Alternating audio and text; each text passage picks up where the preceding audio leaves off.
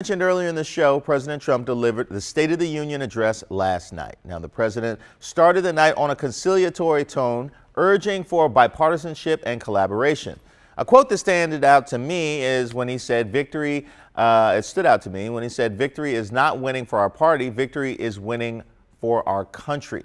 Now, while the speech was peppered with red meat for the president's base, like abortion and the immigrant caravan, there are also moments of rapprochement, like his calls for criminal justice reform, lower health care costs, and better jobs for all Americans.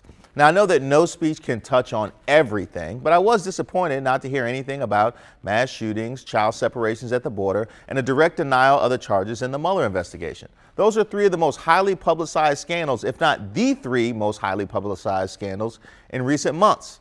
I think it was imperative for the president to use that huge platform to ease people's very real fears and address their very real anger.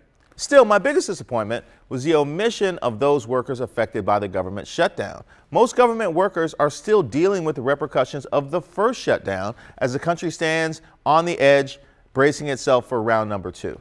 President Trump punted on giving any reassurances and continued to leave government workers in limbo. That's unacceptable. The men and women who keep our government running deserve better. Like any State of the Union, guests were flown in from the far reaches of this country to represent our collective struggles. No flight was necessary, no hotel needed. They're right here. The people you see every day keeping our democracy in working order. Just know you're never far from our thoughts here on Get Up DC, and your struggles will never go ignored.